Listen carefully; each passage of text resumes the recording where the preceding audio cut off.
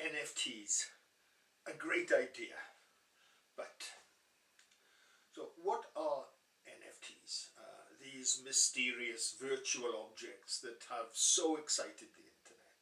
Well, they are non-fungible tokens.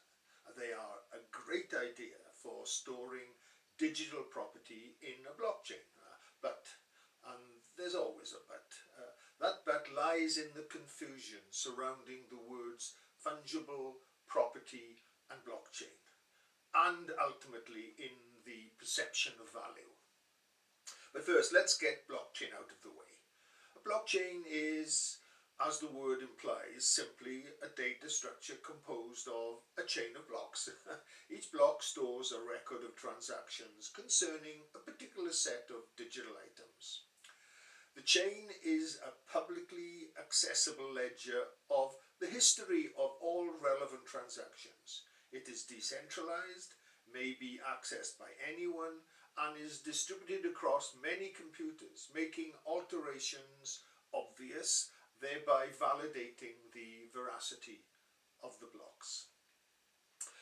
The notion came to prominence with the emergence of Bitcoin in 2009. However, further advances have meant that smart contracts and other forms of digital data could be stored in the blocks, which led eventually to the notion of NFTs. The power of this decentralized construct is that no single individual or institution is in control. Next, the word non-fungible, or rather we look at fungible. An object is said to be fungible if a particular instance of that object is not important in itself and can be replaced by an identifiable equivalent or equivalence. Money is given as the usual example. No one would be concerned if the $5 bill they were holding was replaced with a different $5 bill, or 5 ones, or a correctly calculated pocketful of change. Now, most mass-produced postage stamps are fungible, but not the British Guiana 1-cent magenta. Only one example is known to exist, and it is apparently worth £6.3 million. And by worth I mean someone is willing to pay that amount for it. But is a penny black fungible? After all, many more of them do exist. A good estimate is around 1.3 million of them. Now, are these stamps fungible? Yes and no. Some are interchangeable and some are not. It all depends on the condition, the damage, provenance, etc., etc. Now, non-fungible tokens will not be interchanged. However, they may be bought and sold for their perceived value, often using crypto coins, and so are the basis of a new marketplace. Finally, we look at property. The commonly perceived notion of personal property is of things belonging to someone. This somewhat naive view has been superseded by a far more pertinent definition. Property is a government-sanctioned monopoly right over an enclosed artifact, which is legally enforced through the courts. Ownership rights are therefore unwittingly rented from the state to be paid for indirectly in taxation. The courts, and hence governments, are necessary to deal with any disputes that arise, as they inevitably do.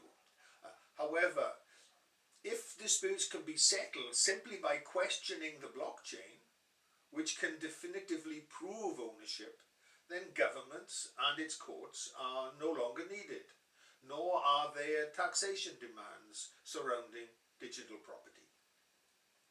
Now, this follows the lead of cryptocurrencies like Bitcoin and Ethereum, etc. Some of the popularity of crypto is because of a distrust of fiat currency. Now, fiat is Latin for let there be, and it is government doing the letting there be. Such money has always been manipulated by the state.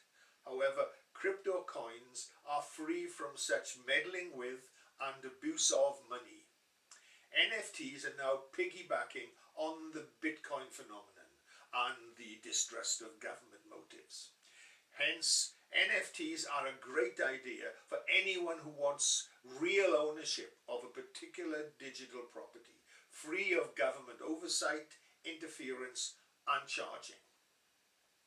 Now, much of the early rush to invest in NFTs, or should that be speculating on them, is the belief that they are the future of art collecting, albeit with digital art. In this case, art has a broad definition to include pictures, videos, musics of all types. Although this art can be copied,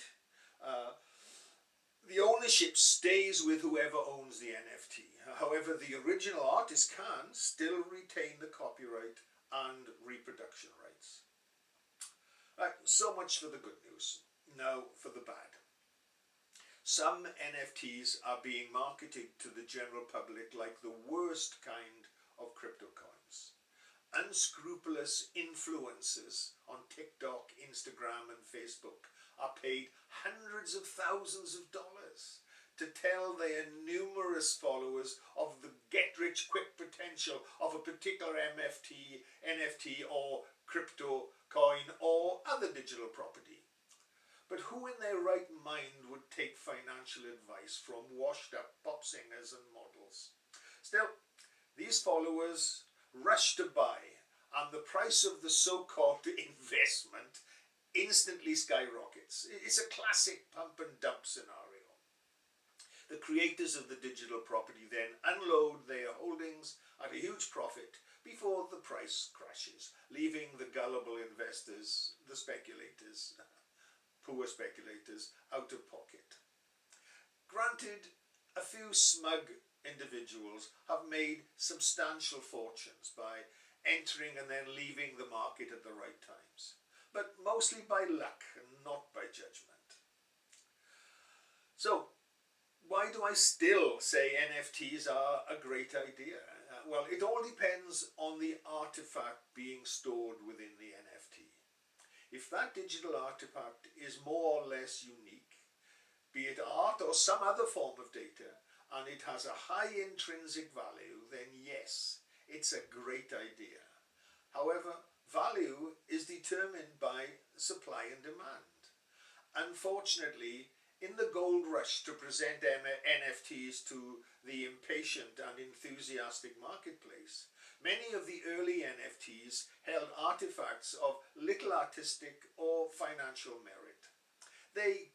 That didn't prevent silly money being thrown at them. For example, a limited edition of ether rocks, slightly tinted versions of the same royalty-free clip art, were pumped up to hundreds of thousands of dollars. Now, granted, these images can't be duplicated in new NFTs because of copyright, but the number of variations on a similar theme are infinite. They may well be different, but they will be perceived as being in the same category, thereby stretching the meaning of non-fungible to breaking point. Although we are dealing with a virtual phenomenon, buying and selling are still earthbound, and here value obeys the laws of supply and demand. When there is a potentially infinite supply of simple-minded clip art and a finite demand, the number of gullible individuals in the marketplace, then the price will tend to zero. We have the seeds of a classic bubble. And when enough little boys stand up to shout that the emperor has no clothes, the bubble will eventually pop.